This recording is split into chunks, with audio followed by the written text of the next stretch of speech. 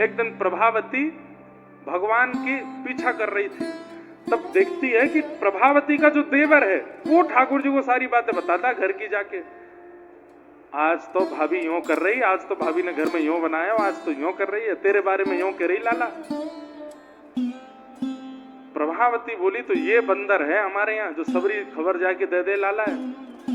तो एक दिन प्रभावती जोर जोर से बोल रही है ताकि उसको सुनाई दे, अरे आज तो धोरी गैया को ऐसा दूध आयो है और या को ऐसा दही जमाऊंगी और वह दही में नेक मिश्री डाल दूंगी, ऐसा मीठो मीठो दही होएगा और कल तो फिर बढ़िया चकाचक मैं पाऊंगी, अपने पति को पवाऊंगी और या देवर को नह दूंगी और कन्हैया को पता चले वहां से पहले पहले सबरो दही खत्म कर देंगे। अपने पति से बात कर रहे। अब उस देवर ने ये बात सुन ली, दौड़ करके गया कन्हैया के। कन्हैया एक बहुत जोर को षड्यंत्र है रो है। बोले कहा हमारे घर में मीठो दही जमायो जा रो है और प्रभावती कह रही है कि तेरे मेरे हाथ ना पड़न देगी लाला, अब तो जई दही खानो है। ठाकुर जी बोले तो कल या की कमर टूट गई लेकिन या की अकल ठिकाने नहीं लगी, कल यही को बताएंगे। प्रभावती ने सुबह सुबह दही लगा करके छींके पर टांग दिया ऊपर और देवर देख रहा था। प्रभावती जानबूझ के दिखा रही थी कि ये जाए और लेके आए कन्हैया को। अब यहाँ प्रभावती ने नाटक किया, मटकी सिर पर रख के जमुना जल भरवे निकल गई। तो जैसे ही पीछे मुड़ के देखा तो क्या देखती है कि देवर दौड़ के जा रहा है कन्हैया को बुलाने। इतने में ये घूम के वापस घर में आ गई और मटकी धर के अंधेरे में छड़ी लेके खड़ी है गई। आन दो कन्हैया। अब ठाकुर जी को तो ये खबर मिली है कि वो जमुना जल भरवे गई है, जब तक भर के आवेगी तब तक हमें सब काम करना है। ठाकुर जी आए सब सखान के संग, भीतर जाकर के नीचे 5 वाक्य ऊपर 4 फिर 3 फिर 2 सबसे ऊपर ठाकुर जी। और जैसे ही छींको पकड़ करके वहां में से निकाल के दही खायो, आहा कैसा मीठो दही। नीचे तो ग्वाल वाल लाला हमू खवा, ऊपर से ठाकुर जी नीचे सबन को दे रहे हैं, सबरे ग्वाल वाल ले रहे हैं। जैसे ही ठाकुर जी बढ़िया पकड़ में आ गई, प्रेम से पान लगे, नीचे से वो देवर बोलो जल्दी कर ले भाभी आ जाएगी। ठाकुर जी बोले हाँ बस खान दे। अरे बहुत जोर को दही है, ऐसा मीठो दही है, कहा बताऊं। इतने में प्रभावती डंडा लेके अंधेरे में से निकली और नीचे वारेन में ही जाए के दियो। जैसे ही नीचे वारेन में दियो वे भागे, ऊपर वारे सबरे गिरे, ठाकुर जी लटके रह गए ऊपर ही। अब वे सब तो माथे भाज गए, अब ठाकुर जी अकेले लटके ऊपर। प्रभावती खड़ी है नीचे डंडा लेके, आ जा नीचे, तू नीचे आ, तेरी मैया बड़ी कह रही रंगे हाथ पकड़ी, आज आयो मेरी पकड़ में। और जैसे तैसे ठाकुर जी ने सारे ग्वाल बाल भाग गए। ठाकुर जी उचक उचक के देख रहे कहां गए सबरे। बोले कोई नहीं है, विपदा में दुख के समय में सब भाग जाते हैं लाला, कोई संग नहीं रहता। अब तू चल मेरे संग, तेरी मैया बताऊं मैं। और हाथ पकड़ करके और कस के पकड़ के घूंघट निकाल लिया यहाँ तक और पूरे गोकुल में हल्ला करती जा रही है, अरे देख लो गोकुल वासियों जी, यशोदा अपने लाला की बड़ी तरफदारी करे, आज मैंने रंगे हाथ पकड़ो है। देखो या के मुंह पे दही लगो है, हाथ पे दही लगो है। आज या की खैर नहीं, आज पूरे गोकुल में ये घोषणा करवा दूंगी कि यशोदा को लाला चोर है। ठाकुर जी बोले तो बड़ी निंदा कर रही है, नंद बाबा ने इतनो नाम कमायो, हमने इतनो नाम कमायो, सबरो नाम मिटाई देगी हमारो। पीछे मुड़ के ठाकुर जी देखे तो दूर सबरे ग्वाल बाल चल रहे हैं, हाथ जोड़ते हुए नेत्रंते आंसू कर रहे हैं लाला को, लाला हमें क्षमा कर दे, आज तो हम तेरी मदद ना कर पाए। प्रभावती का देवर भगवान के बराबर का ही था, भगवान ने उसको इशारा किया, वो तू यहाँ पे आ। प्रभावती लेके चल रही है ठाकुर जी को, देवर का हाथ भगवान ने पकड़ लिया और प्रभावती से बोले भाभी जी बहुत जोर से हाथ पकड़ो, मेरा पूरा खून रुक गयो, दूसरा हाथ पकड़ लो। तो प्रभावती चलते चलते छोड़ के बोलती है ला दूसरा हाथ पकड़ा दे। तो ठाकुर जी ने अपना हाथ हटा के देवर को हाथ पकड़ाए दियो और पकड़ाए के वहां से भाज गए। अब देवर से कहे चुपचाप चल तो चलियो, और देवर पकड़ के हाथ चल लो, प्रभावती पकड़, देख लो सबरे गोकुल वासियों, जे कन्हैया आज मेरे मेरे मेरे हाथ पड़ गए, घूंघट करके चल रही है क्रोध में प्रभावती। ठाकुर जी दूसरी गली में कूदते फांदते पहुंच गए नंद भवन पहले ही, और जाए के सीधे यशोदा मैया की गोद में कूदे। मैया। हाँ लाला। मैया ये सबरी गोपी मेरे पीछे काहे को पड़ी रहे? आए दिना मेरी शिकायत करेंगे, कभी मैंने जे चुरा लियो, कभी मैंने वो कर लियो। अरे मेरे नंद बाबा राजा ब्रजमंडल के, मैं काहे को चुराऊंगा मैया? रोज कोई कोई गोपी आ जाए मैया, मैं तो परेशान है गया हूँ। काऊ दिना घर छोड़ के चलो जाऊंगा मैया मैं। अरे ना लाला, तू इन गोपी ने आंदे, इन्हें तो मैं बताऊंगी। देख मैया आज कितना बढ़िया दिन है, पर मेरो ये दिन खराब है ही जाएगा। कोई ना कोई गोपी आवेगी और मेरी शिकायत करेगी। तू चिंता मत करे लाला, तू मेरी गोद में रहे। आंधे गोपी कौन सी आवेगी? इतने में ही प्रभावती आ गई। यशोदा आजा, निकर के बाहर आ, देख तेरो लाला आज मैंने रंगे हाथ पकड़ो। और यहाँ गोद में ठाकुर जी बैठे। यशोदा भैया कह रही लाला तू मेरी गोद में, बाहर कौन को पकड़ के लाई है? मैया तू जाके देख और सुन, याकू आज तू अच्छे से बताइयो मैया। बोला हाँ मैं देखूं लाला, तू मत आइयो बाहर, तू मेरे पीछे रहे। ठाकुर जी पीछे छुप गए। यशोदा मैया गई। हारी प्रभावती क्या बात है? देख मैया घूंघट में तेरो लाला पकड़ के लाई हूं मैं। यशोदा मैया ने लाला देखो, ने घूंघट ऊपर करके देखियो कौन है। प्रभावती ने जैसे ही देखो वही को देवर हाथ पकड़ाए खड़ो है। प्रभावती बोली जी तो कन्हैया, तू कहां से आयो बंदर, भाग यहाँ से। वो भाज गयो। अरे मैया तू को सांची बता, सौगंध खा के कह रही हूँ तेरो लाला ही हो मेरे, पता ना कहां चलो और या को हाथ कैसे आयो मेरे। इतने में ठाकुर जी पीछे तके, भाभी जी मैं तो यहाँ हूं मैया के पास। अब तो यशोदा मैया ने जो सुनाई प्रभावती को, इतनी सुनाई कि पूरा गोकुल इकट्ठा हो गयो।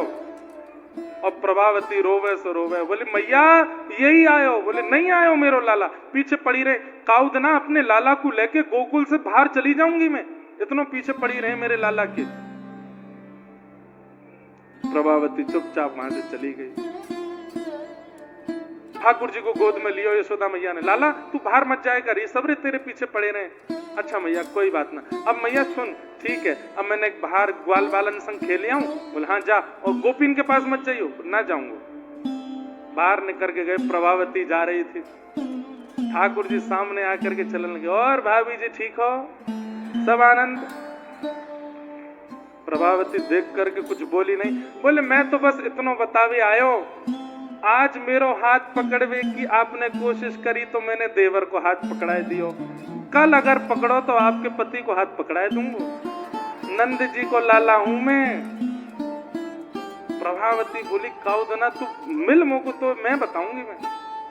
प्रभावती जैसे ही घर पहुंची, ठाकुर जी के मन में आया कि अब प्रभावती को डांटा तो बहुत है यशोदा मैया ने, कृपा करूं।